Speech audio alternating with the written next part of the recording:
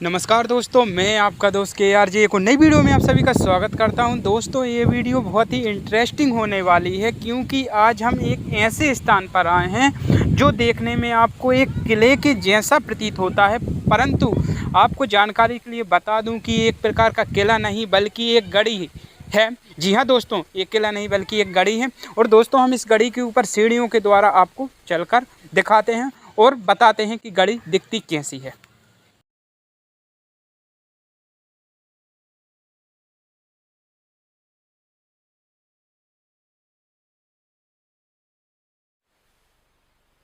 तो दोस्तों, इन सीढ़ियों की चढ़ाई करने के बाद हम आ पहुँचे हैं उस गढ़ी के बहुत ही समीप।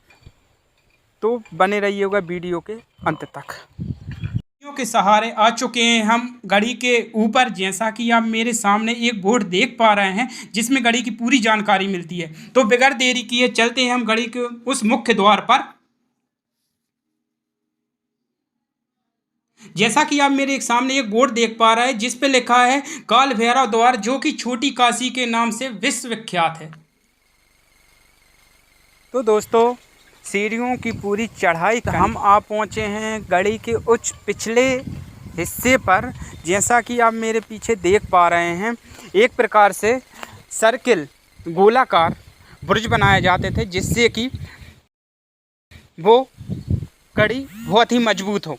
गढ़ी का पिछला हिस्सा दिखाने के बाद हम ले चलते हैं आपको श्री काल भैरव के उस रहस्यमयी मंदिर पर।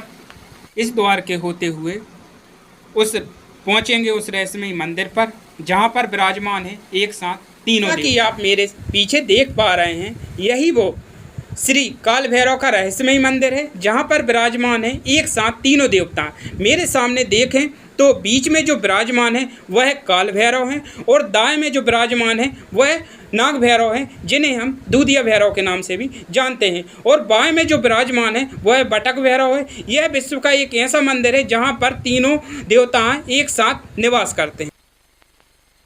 श्री काल भैरव के मुख्य द्वार में प्रवेश करने से पहले हमने आपको गढ़ी का वह पिछला हिस्सा दिखाया था जिसे हमने बुर्ज कहा था, और हम उसी बुर्ज के अंदर आ पहुंचे हैं। जैसा कि आप मेरे सामने देख पा रहे हैं, बुर्ज के अंदर जो दीवारों में जो क्षेत्र हैं, इन क्षेत्रों का क्या रहस्य है तो जानते हैं यहाँ के स्थानीय निवासियों से। जी हाँ, जैसे हमारे दादा परदादा बताते थे कि इन क्षेत्रों में दुश्मन सेना पर बंदूकों से आक्रमण किया जाता था। इन क्षेत्र के आधुनिक टेक्नोलॉजी से लैस हैं। जैसा कि आप देख रहे हैं, ये छोटा क्षेत्र किस लिए बनाया जाता था और इसका क्या रहस्य है। जैसा कि आप यह छोटा क्षेत्र देखें तो इसमें आप काफ़ी आसानी से दूर खड़ी दुश्मन सेना को बड़ी आसानी से देख सकते हैं, जिससे कि राजा की सेना को पहले ही सावधान होने में आसानी होती थी। यह काफ़ी बड़ा क्षेत्र है और आप ध्यान से देखें तो इसके अंदर भी दो क्षेत्र हैं। इनका क्या रहस्य है। जैसे कि आप बड़ा क्षेत्र देख पा रहे होंगे, अगर हम इसे गौर से देखें तो इसमें भी दो क्षेत्र हैं। दोनों क्षेत्रों का कुछ अलग रहस्य है। जैसे ही सैनिकों को लगता था कि सामने से ज़्यादा मात्रा में सैनिक आ रहे हैं तो इनमें बंदूकें डालकर एक साथ 2 से अधिक सैनिकों को आराम से मारा जा सकता था। हमने यहाँ के स्थानीय वासी से वार्तालाप की।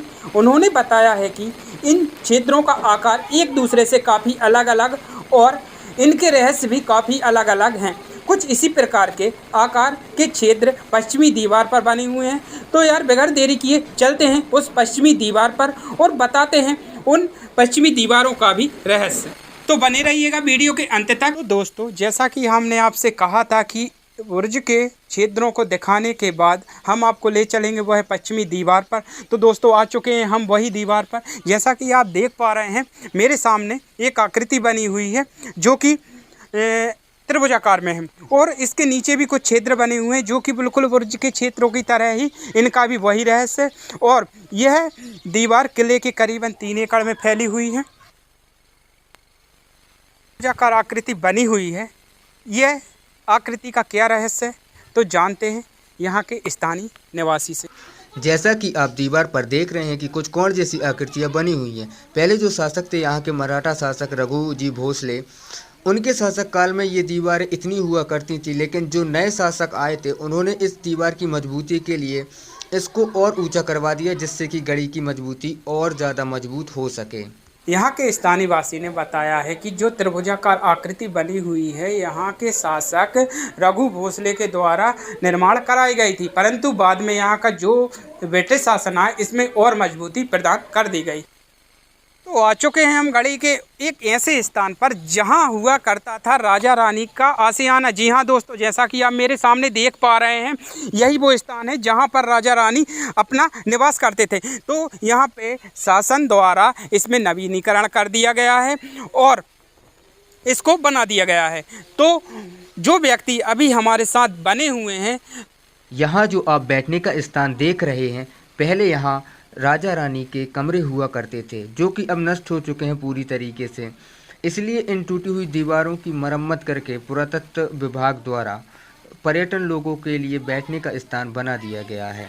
चुके हैं हम गढ़ी के एक और ऐसे स्थान पर जहां पर बना हुआ है एक कुंड और कुंड के चारों ओर बने हुए हैं आधे आधे स्तंभ। जैसा कि आप सामने देख पा रहे हैं, यह जो आधे आधे स्तंभ बने हुए हैं, यह पहले जब राजा का शासक हुआ करता था यह स्तंभ पूरे पूरे हुआ करते थे।